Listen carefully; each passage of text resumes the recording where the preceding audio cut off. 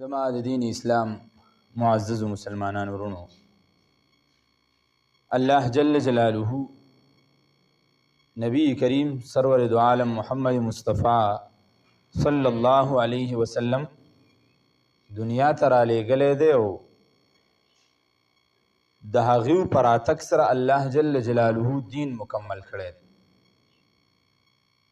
د دې وجې نه په یو موقع باندې حضور نبی کریم صلی الله علیه وسلم هغه د عرفات په ډیرۍ باندې ودرېد او اعلان کوي د الله جل جلاله د کلام دا آیت الیوم اکملت لکم دینکم واتممت علیکم نعمتی ورضیت لکم الاسلام دینا، چې نن ورځ الله جل جلاله دا دین زما د وجې نه مکمل کړ. چې څومره څیزونه د دین سره تعلق لرونکي څیزونه دي او آینده په ژوند کې را روان دي یا موجوده دي، دا الله جل جلاله کمال ته ورسول. او د دین بعد چې کوم دی نو په دین کې که چېرته سیوایي څوک د ځانه څه جوړی نو دا به بدعتي، دا به چې کوم دی نو په دین کې د ځان نه خبره.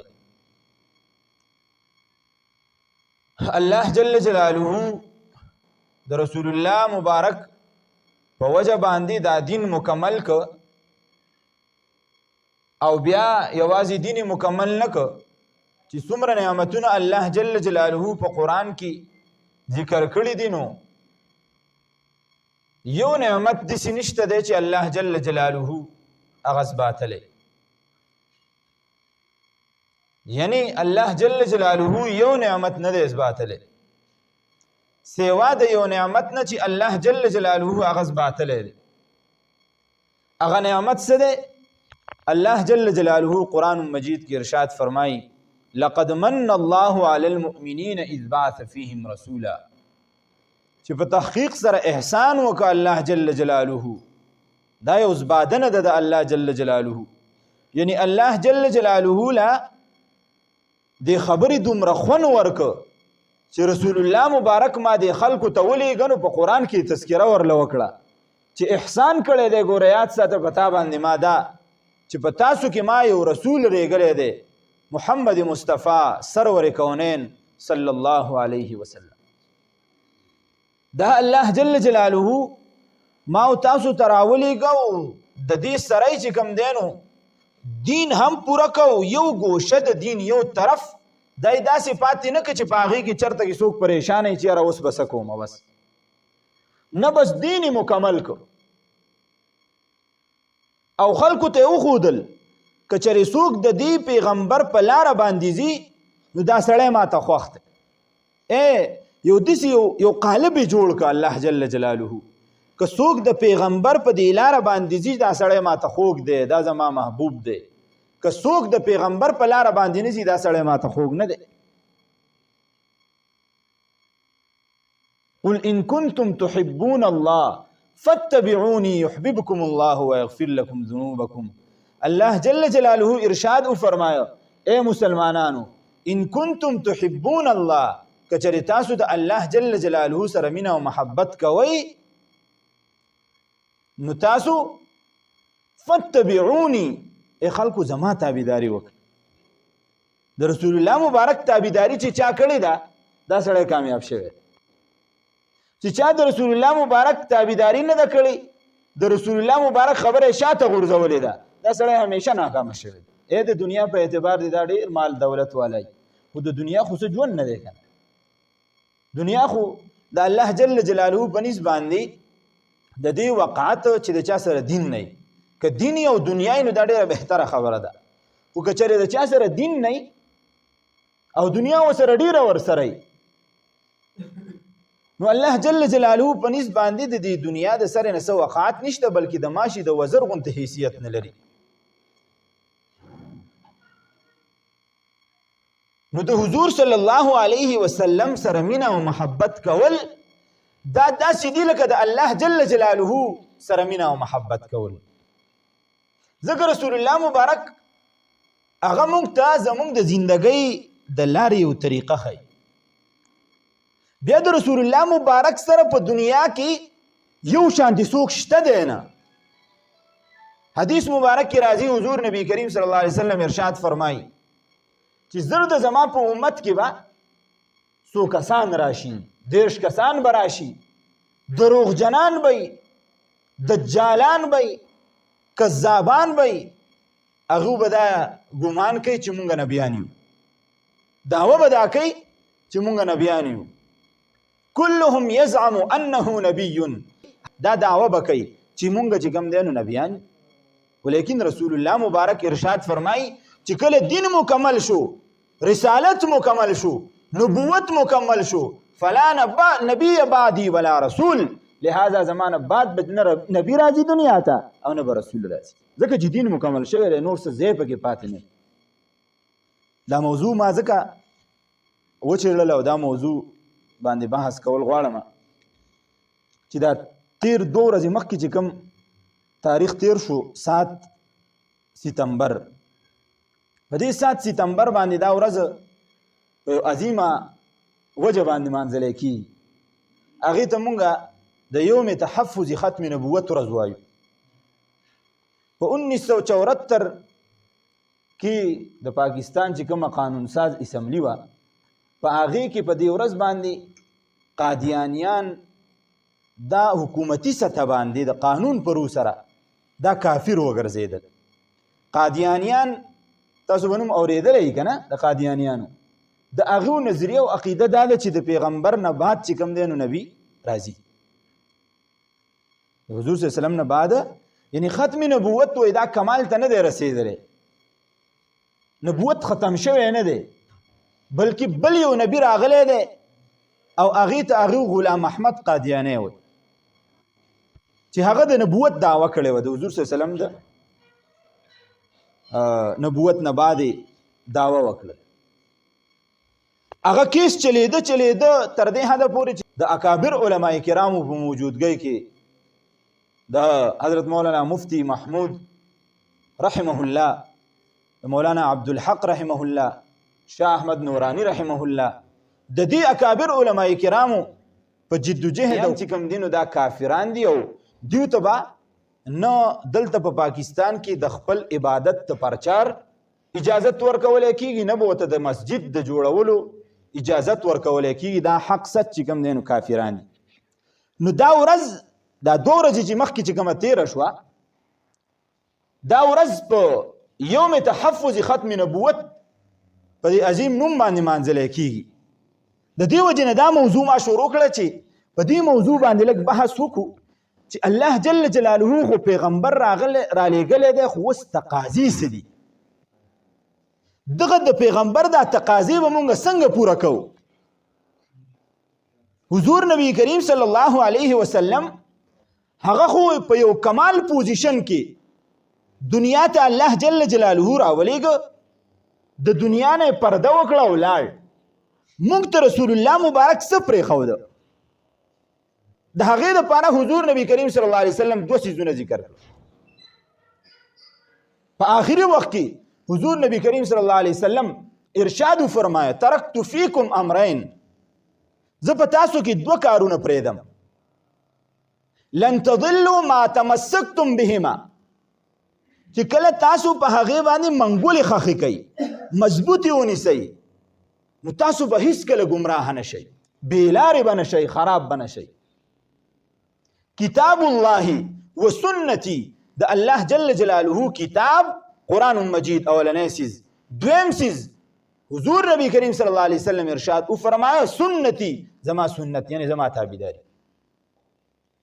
چې کله تاسو په دې 2 سیزونو منګولې خښې کړې تاسو به بېلاره کېږئ نه تاسو به خرابېږئ نه دومره خلک دي د مسلمانانو بچي دي مور پلار مسلمانان دي خاندانونه مسلمانان دي او مفتی تقی عثمانی سید مدظل له العلی د هغه بیان کې ما اورېدل چې زه تللی وم بهر ملک ته د څه پروګرام دپاره تللی وم نو هلته کې دین صرف او صرف د پهچان سیز پاتې دی بس لکه مونځ څوک وي نه پېژني به دغه ځای کې په هغې ځای کې څوک کلمه چاله ورځي چاله نه ورځي شعائر اسلام د دین دا کوم څیزونه دي د دې نه څوک خبر دي څوک نه دي خو صرف په دې باندې خلک پیژندلی شي چې یاره دا مسلمان دی او دا کافر دی، بس نور څه فرق نشته دی.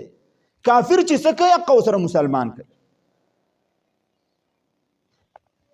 دا دومره خبره ولې لاړه؟ دا د دې وجې نه لاړه چې د رسول الله مبارک تابعداري ختمه شوه. رسول الله مبارک چې کوم څیز زموږ د کامیابۍ پرېښودی و هغې ته ګورئ وروڼو موږ توجه ورنه کړي.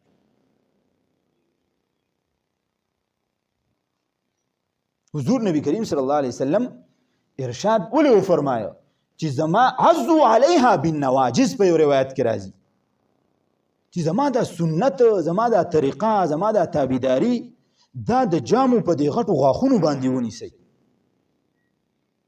په دې اخري غاښونو باندې دا مضبوطه ونیسئ چې کلم دا ونیوله نو دا مضبوط دا به چې کوم دی نو څوک ستاسو نه راښکودلی نه شي، تاسو به خرابېږئ نه. که دا م ونیولله معمولي غونته کې صرف بوی هم ورښکاره کړه یا هم صرف ځان ته د نوم مسلمانان وي، نو ګوره یاد ساته دا قرآن هم او دا سنت هم دا به ستاسو د زړه نه وځي. دا قدرمن شی دی او قدرمن څیز دا په سپک څیز کې نه پاتې کېږي. باید چې مونږ د رسول الله مبارک تابعداري وکړو. تابعداري به څنګه کوو؟ د هغه صحابه کرامو د دور نه راواخله. حضرت ابوبکر صدیق رضی الله تعالی عنہ د رسول الله مبارک خاص ملګری دی. د رسول الله مبارک سره دومره تعلق خپل مضبوط کړی او تابعداري دومره کوله چې کله هجرت کاو نو خلک پسې ورپسې شو. خلک ورپسې شو وی چې دیو مونږ راونیسو. ابوبکر صدیق رضی الله تعالی عنہ دومره ځان د رسول الله مبارک په شان جوړ کړی و چې کمال ته رسېدلی و.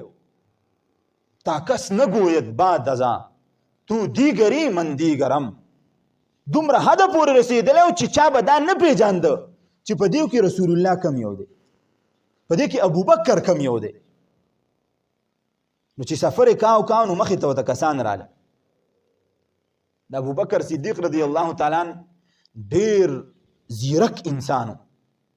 هغه د رسول الله مبارک نه لږ ور مخکې شو او خلکو ټولو چې څومره راله نو سلام یې چې وکړه نو هغه یې د هجرت په موقع باندې نو هغه یې د ابوبکر صدیق رضی الله تعالی عنہ سره وکړه او دا یې وګڼله چې په دې دواړو کې چرته کې پیغمبر چې کوم دی نو هغه ابوبکر صدیق رضی الله تعالی عنہ. سلام وشو وغیره. رسول الله مبارک د دې وجې نه ابوبکر صدیق رضی الله تعالی عنہ ور مخکې شو چې رسول الله مبارک د سفر د وجې نه ستړی شوی دی او هسې نه چې اوس د هر چا سلاس میلاوی نو ستړی وشي، په خپله ور مخکې شو. سلامونه د ټولو سره وشو نو خلک داسې سیټ ته شو. بیا یو کیکرو د هغې لاندې دوی دواړو دمه کوله چې څنګه کېناسته نو حضرت ابوبکر صدیق رضی الله تعالی عنہ د خپلې اوږې نه رومال راواغسته او حضور نبی کریم صلی الله علیه وسلم ته چې کوم دی نو خور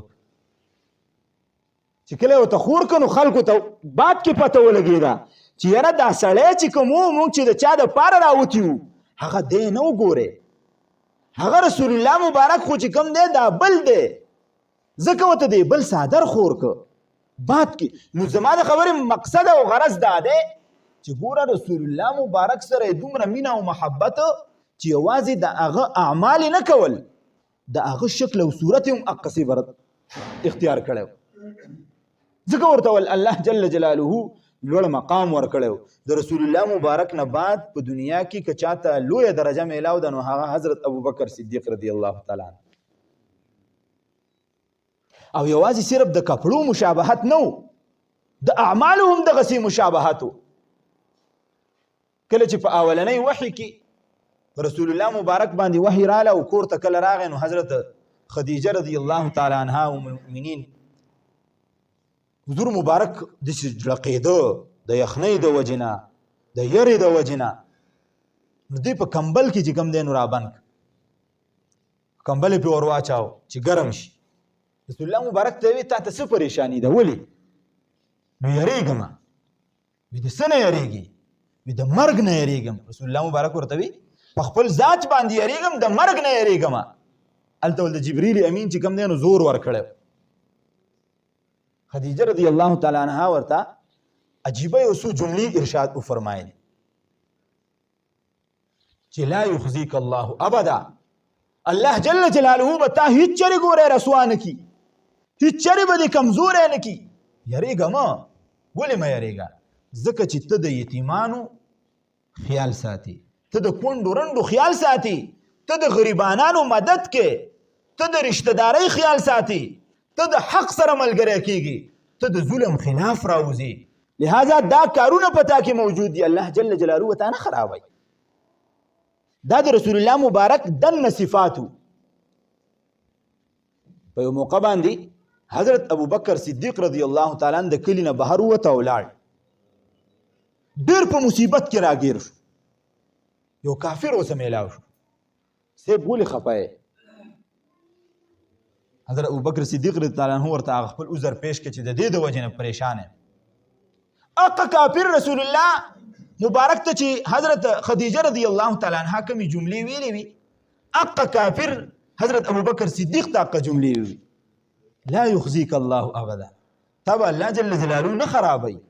ځکه ته د حق ملګرتیا کې، ته رشتهداري پالي، ته د ظلم خلاف حق आवाज اوچته، ته د یتیمانو او کونډو رنډو کمزورو غریبانو دپاره مدد کې، د هغوی سره تعاون کې. لهذا تا به الله جل جلاله نه خرابوي. نو ګوره اوس د رسول الله مبارک او د حضرت ابو بکر صدیق رضی الله تعالی عنہ صفات هم ظاهري طور باندې شکل او صورت او هم باطنی طور باندې اعمال افعال هغه یو ځای شوي وو. دومره د صحابه کرامو د رسول الله مبارک زندگی خپله کړې وه. روایت کې راځي د حضرت عبدالله ابن عمر رضی الله تعالی عنہ متعلق راځي، په یو سفر باندې روان دی، فوراً د سورلۍ نه کوز شو، هسې څنګه چې اودس ماتې ته سړی کیني اقه شانتې کېناست، کپړې اوچتې نه کړې بلکې فوراً اقه شانتې کېناست. واپس راغی او په خپل سواری باندې سوار شو. غلام ته تپوس وکړ حضرت ولې تاسو چې کوم دی نو سواری نه کوز شوئ؟ هغه ورته وی وجه دا وه چې یو ورځ زه د رسول الله مبارک سره په دې ځای باندې تېرېدم، رسول الله مبارک له په دې ځای کې اودس ماتې ورغلی او هغه چې کوم دی نو کوز شوي ولاندې، زما ضمیر ماته دا اجازت رانه کړ چې رسول الله مبارک به په یو ځای کې کوز شوی وي او زه به په هغه ځای باندې داسې ډایرکټ تېر شم او هلته کې به د اس نه کوز نه شم. ضمیر اجازت نه راکړه او د دې د وجې نه د اس نه کوز شو. یو حبشي صحابي دی چې کله به اودس یې وکړو یا به یې ولامبل نو باتروم ته به ورغې، شیشه کې به یې ځان ته وکتل نو د رسول الله مبارک په ویښتو مبارکو کې په دې منځ کې داسې چې کوم دی نو یو تار و، ویښته به یې په منځ باندې اړول نو په هغې کې به سپینه پټه ښکارېده. دا صحابي به چې کله داسې په شیشه کې کتل نو ځان به ورته داسې ملامته ښکارېده. وی ټول سنت مې د رسول الله صلی الله علیه وسلم خپل کړي دي، خو دا یو سنت نه پاتې شوی دی، دا به څنګه خپلومه؟ هغه حبشي صحابي و نو دا ویښته چې کوم نو دا هغه ګلګوتې وو، واړه ویښته وو او کلک ویښته وو او پټه پکې نه جوړېده. یو ورځ د ځان سره دا سوچ وکړه چې سیخ به ګرم کم او په دې خپل سر کې به سیده چې کوم دی نو داسې راکاږم، په دې کې به پټه جوړه شي نو بیا آینې ته ګورم نو بیا به له څه ملامتیا نه راځي.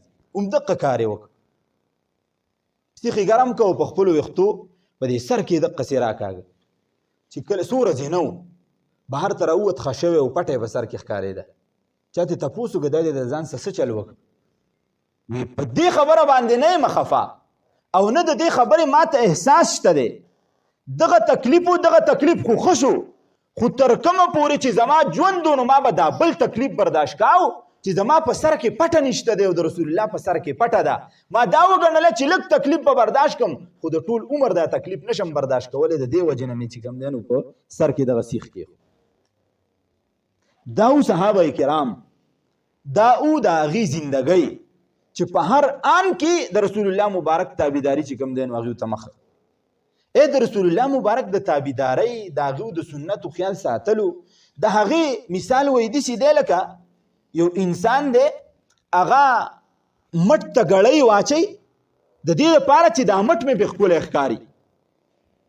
یو انسان دی هغه ګیرې باندې تیل ولګوي وایي چې ګیره مې ښکلې ښکاري، په مخ باندې کریم ولګوي چې مخ مې ښکلی ښکاري، په ګوتمه په ګوته کې د دې دپاره چې ګوته مې ښکلې ښکاري، ښه پیزار په خپو کې د دې دپاره چې خپې مې ښکلې ښکاري، کپړې واچوي د دې دپاره چې جسم مې ښکلی ښکاري، عطر ولګئ د دې دپاره چې څوک مې خواته تېرېږي او وایي چې ناشنا خوشبویي لګولې ده.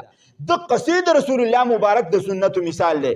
یاد ساته که دا ګوتې دې د رسول الله مبارک د تابعدارۍ موافق جوړې کړې دا ګوتې به دې ښې ښکاري.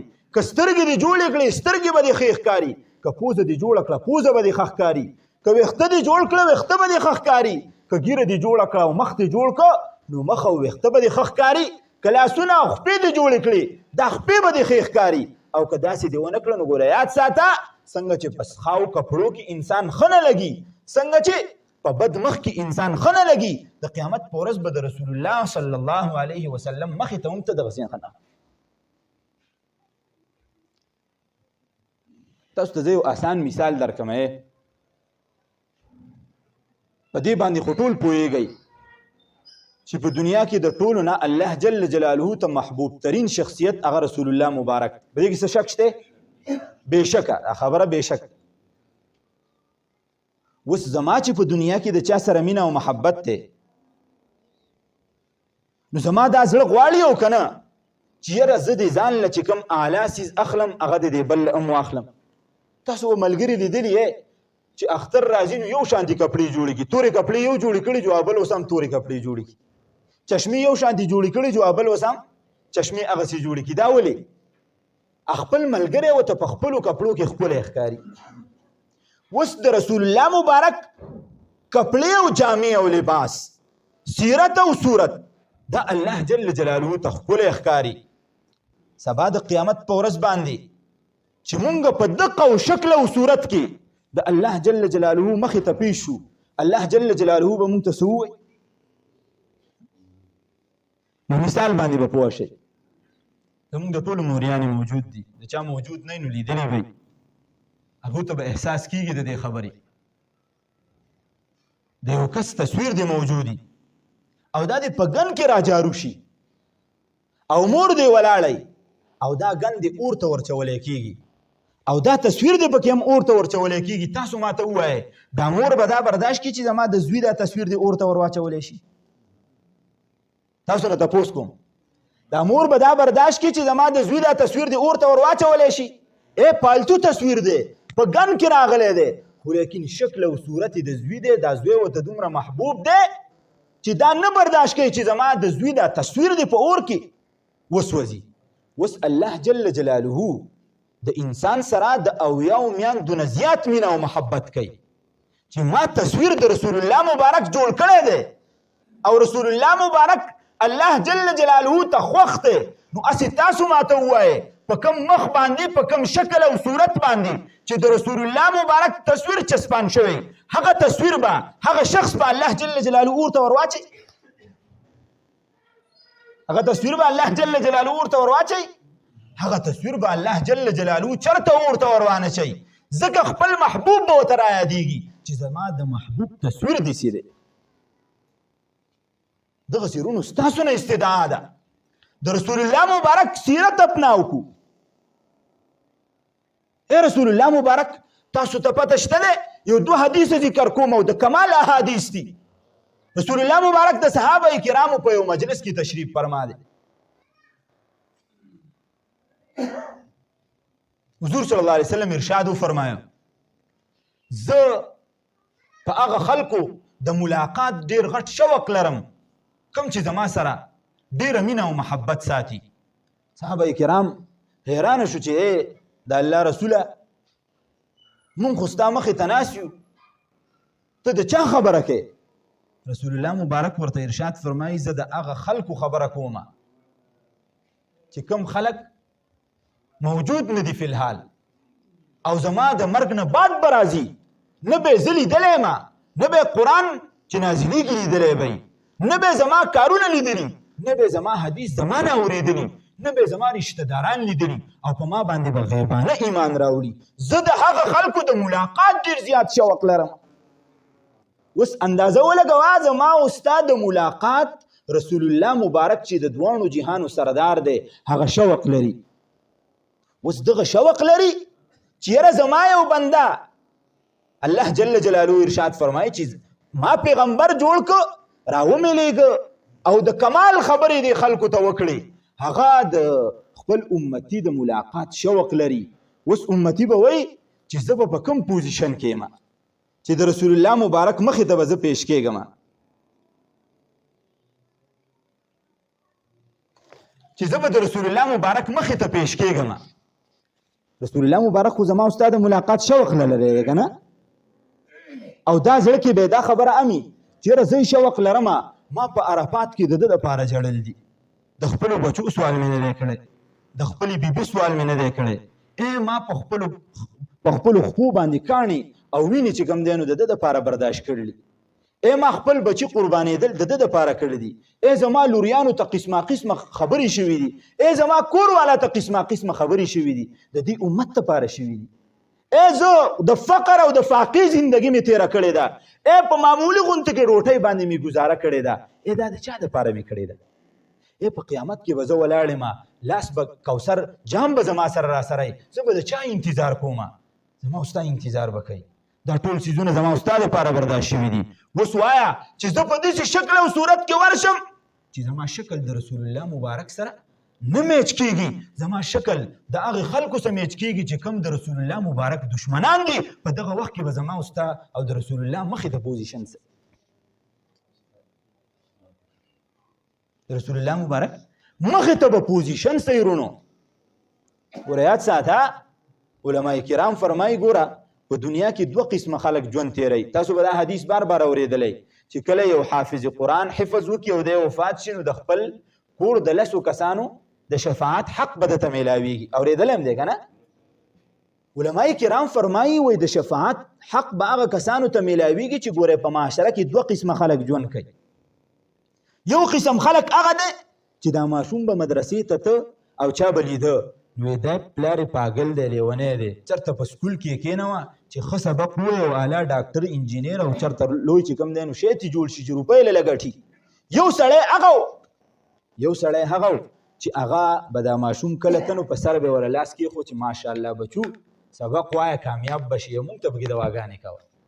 نو د قیامت په ورځ به ګورې د هغه سړي شفاعت دا کوي دا ماشوم چې چا ورله ګورې په سر باندې لاس یخودی دی، د هغه سړي شفاعت به نه کوي چې چا ورته وي چې ته خو په زړو پسې نښتی، خلک کوم ځای ته ورسېده او ته اوس هم په دغه زوړ قرآن پسې نښتی، د دې سړي ګورې شفاعت به دا هلک نه کوي. دغسې یاد ساته ګورې رسول الله به د خپلو امتیانو شفاعت کوي، سفارش به یې کوي، ولاړ به یي، څو کسان به ورته راشي چې ور مخامخ شي نو رسول الله مبارک به ورته جام د کوثر ورنه کي. فرشتې به تپوس وکړي، څه فرشتې به وینا وکړي چې دا خو د الله رسوله دا ستا امتي دی، رسول الله به هم ووایي چې دا زما امتي دی، خو فورا به هغه را دې خوا کړی شي، هغه ته به اوبه پیلاو نه کړی شي. وایي چې ولې د الله رسوله چې ته کله وفات شوې نو تا ته څه پته ده؟ د په دنیا کې ستا په سنتو پسې، په شاعرو پسې، په دین پسې، په قرآن پسې، په شریعت پسې څه ټوکې او لوبې کړې. لہذا دا داسې دی لکه چې د سرې نه ستا امتي نه وي، دی به جهنم طرف ته ور مخامخ کړی شي، جهنم طرف ته به روان کړی شي او رسول الله مبارک نه به لاس کې حوض کوثر چې کوم دی نو هغه اوبه وانخلي. اوس اندازه ولګوئ که چېرې شکل او صورت د پیغمبر جوړو ور مخامخ شو نو رسول الله مبارک به څومره حیران شي، څومره خوشحاله به شي وایي چې شیدایي راغی، په ما فدایي راغی، په ما شیدایي راغی، په ما باندې سر قربانولو ولاله راغی. دا ګیره او دا پټکي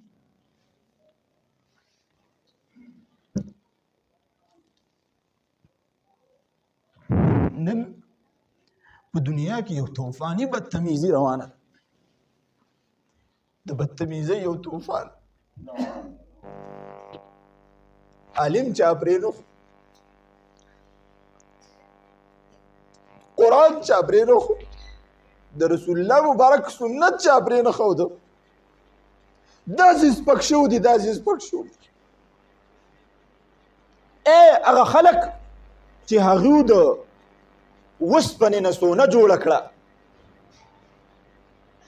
دا موبایل د خرګاډۍ والا سره ورسره دی او د وزیر اعظم څخه هم ورسره دی، د روپۍ وس به یې نه کېږي، د دغې اوسپنې نه دقې انګریز زما او ستا د بربادولو دپاره سونه جوړه کړه، خو کاش موږ د رسول الله مبارک د دغې سونې نه فایده وانغسته، دغه سنت موږ چېرته ونه رسول.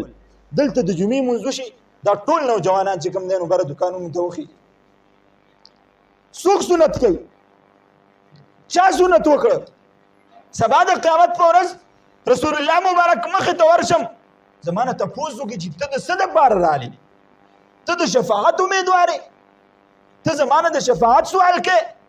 د هغه جمعې په ورځ چې زه دې دقسې پرېښودم، هغه فرض دې ادا کړه او لاندې بره وختې او په دوکان کې دې دا وخت تېر کړه او ما ته دې سپک وکاته، زه به ستا شفاعت وکړم. څه وګولول راواخلو په دغه ځای کې ودرېږو چې څوک سنت نه کوي هغه ته وایو چې ته سنت کوه. سبا به د دې خبرو تپوس نه کېږي. هسې ما او تا که سوچ او فکر کو نو موږ د رسول الله مبارک په سنتو باندې څومره عمل وکړ، څومره قرباني وشوله.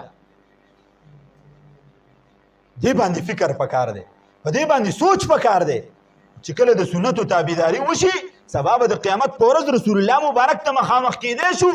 که د سنتو تابعداري ونه شوله یاد ساته ګورې یو بزرګ وایي خوب ولیده، رسول الله مبارک یې په خوب باندې ولیده چې رسول الله مبارک داسې ناست دی او دا کمیس مبارک یې نشته دی او په دې سینه باندې چې کوم دی نو واړه واړه زخمونه دي، چې ډېر زخمونه سم چاڼ چاڼ پرته ده. دا ته تپوس کوي د الله رسوله دا سینه دې ولې چاڼ چاڼ پرته ده، ولې زخمي ده؟ وایي دا د دې امت د وجې نه زخمي ده چې هره یوه ګناه کوي، ما څه امیدونه ساتلي او دا انسان ګناهونه کوي او ما ته تکلیف را رسوي او زما سینه چې کوم دی نو سوری وری کوي. یو شاعر دی هغه چې کوم دی نو فارسي شاعر و، ډېر ښکلي شعرونه یې ویلي. یو بزرګ ډېره تمنا ولرله چې زه د ده خواله لاړ شم. هغه یې خواله لاړ، چې څنګه خواله لاړ جو ناګهانه هغه په یو چاپ کې ناست و، ږیره یې خریله.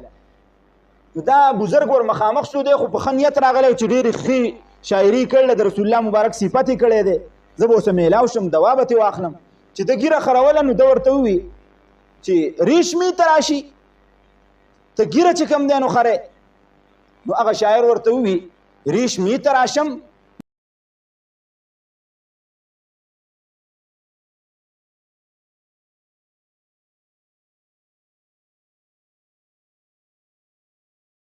چې کوم دی نو خرومه، خو لیکن د چا زړه چې کوم دی نو هغې ته دوک او تکلیفه هغه نه ور رسومه. ږیره خو خرومه خو د چا زړه ته تکلیفه نه رسومه. هغه ورته څه ووي ګوره ته چې کوم دی نو دل رسول الله می ته راشي، ته د رسول الله مبارک ته ږیره نه خرې، د رسول الله مبارک زړه چې کوم دی نو ته سیرې، رسول الله مبارک زړه سیرې. یاد ساته دا ټولې خبرې زما او ستا دپاره دي، په دې کې زمونږ دپاره عبرت دی، سبق دی. مونږ په دې شکل او صورت کې الله ته ښکلي ښکارو، د رسول الله مبارک په شکل او صورت کې الله ته ښکلي ښکارو. مونږ ټول دا منو چې مونږ باندې یو ورځ مرګ را روان دی، په مونږ باندې یو ورځ چې کوم دی نو د دنیا نه تګ را روان دی. دا درد او فکر په زړه کې وساتو او خپلې زندګۍ د نن نه عزم او اراده وکړو چې دا به بدلو. څوک د چا اراده ده چې نن نه بعد به خپله زندګي بدلوم. الله جل جلاله دې ټولو له مونږ له توفیق را نصیب کړي. وآخر دعوانا ان الحمد لله رب العالمین.